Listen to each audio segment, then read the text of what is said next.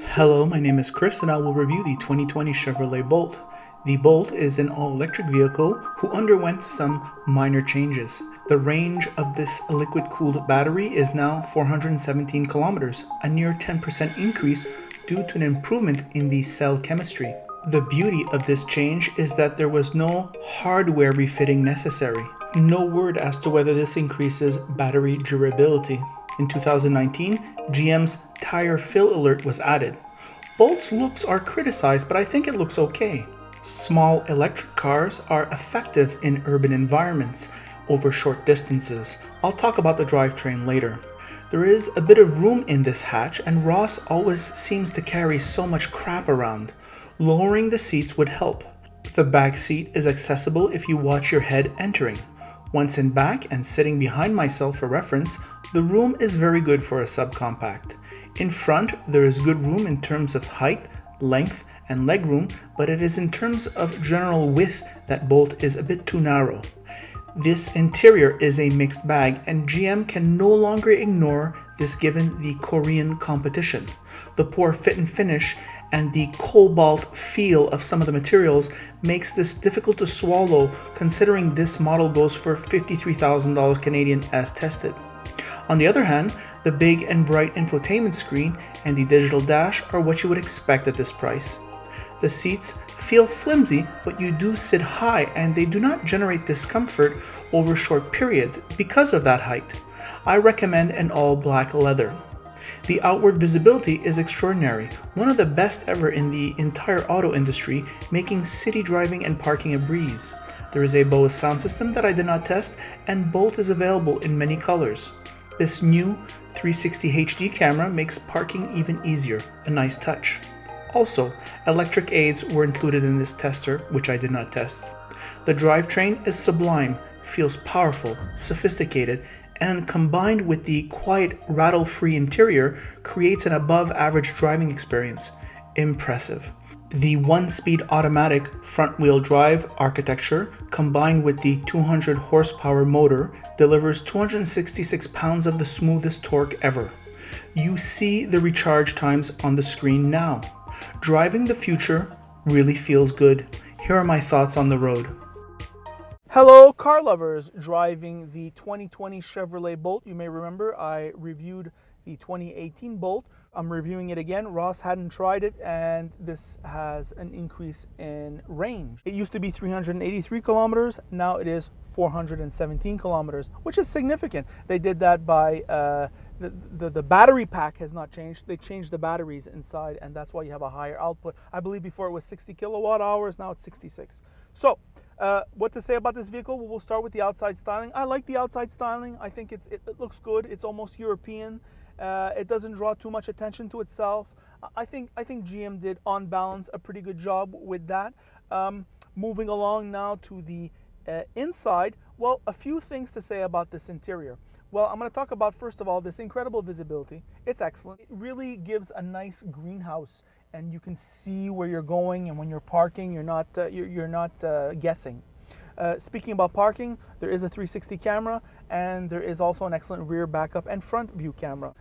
Other details about this interior, well, I didn't think I would be reviewing this car, but since Ross hadn't tried it, he got it from GM. So I had looked at a lot of YouTube reviews of this vehicle, thinking I wouldn't be reviewing it, and I noticed that the American outlets very hard on the Chevrolet Bolt.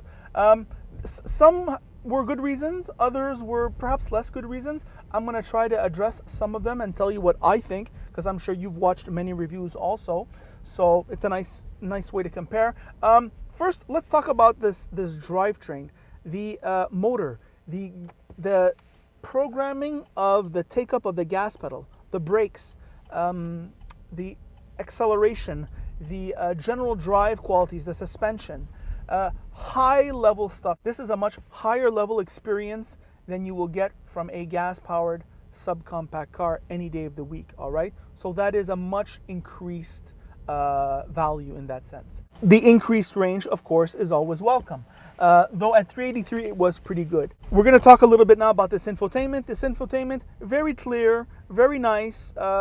It works well enough. I have no problems with this. Ross made the remark that I was being a little bit hard on this interior. He said the dashboard is relatively nice. It does a good job. I have to agree with him now. It does. This steering wheel here, a key driver interface, wonderful leather quality, wonderful grips at 10 and 2. Nice, really nice, above average. The seats now, there's been complaining about the seats that they're horrible seats. They're not great seats, that's for sure. I would have to say that for this $53,000 vehicle, for example, my $39,000 Acura TLX has seats that are clearly in another league, planet than this vehicle. I would also argue that the Kia Niro, which is similarly priced, has much better seats than this vehicle. However, you are seated in a much more multi-segment seating position. I mean, it really has a much more natural position for the legs because you are sitting so high. So there's that kind of balances it out. I think under an hour, you're fine. I mean, I'm not feeling any backaches now. I've been driving around for half an hour. So I think for the hour, you're good. Over an hour, perhaps it could be problematic, but that's the case with also many subcompacts. Quality of the materials here. This is my problem. This is a $53,000 vehicle plus tax, all right? And I don't care about the $13,000 rebate at this point. I'm just telling you, when you pay that much for a car, there are certain minimums under which you do not want to go.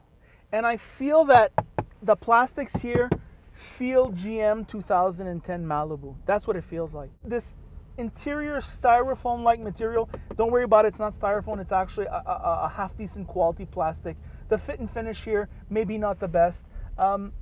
It feels just a bit too much low level for that price. I understand GM is focusing on reducing the cost of the drivetrain, increasing the range. However, this interior needs work because its competitors are way ahead. Despite being a subcompact, in terms of height, you have plenty of height. In terms of depth here, you have plenty of depth. Where it is a little bit tight is in terms of the width. I'm bumping elbows into Ross. This is where it feels subcompact. I think it needs to get a little bit wider. All right, everything else is fine. It just has to be wider. There's enough room in the back seat. I'm fully satisfied from that perspective. And of course, this being a small vehicle, I mean, we've been driving around here for like, my God, almost the better part of an hour, and we've only used 6 kilometers of range because we're driving in the city. This is a small package. We're using the regenerative braking, and it can just go on and on, it seems. I would have wasted, I think, maybe $10 worth of gas in my Acura TLX. So a really satisfying driving experience in terms of not using gas, of being as efficient as possible, and there is an increasing clientele which enjoys that. And I have to say it, I'm not an electric car guy, but every time I drive one of these vehicles, especially this Bolt, I begin rethinking my finances. Well, could I afford it? Would it be a good deal? Is it good? It really is a satisfying driving experience. This efficiency, this idea that you're driving the future, and it really feels that way. So not much has changed in my thoughts versus when I drove it for the first time. Customer satisfaction is still 100%. I've had time now to speak to drivers of these vehicles who've owned them for 2-3 years now, and they're all very satisfied. So the price is high, as it is with all EVs. The competition, there is competition now, so perhaps you should shop. But amongst its peers, I still have to recommend it because the quiet road qualities, it really is quiet on the road, including on the highway, and its general competence make it a winner, and its practicality too. So those are my thoughts. By the way, if you like this video, like it. If you don't like it, don't like it. I produce 1 video a week. They're well done. They're in 4K. The explanations flow and are easy to understand. The information is relevant. I think you should subscribe. And that is the review.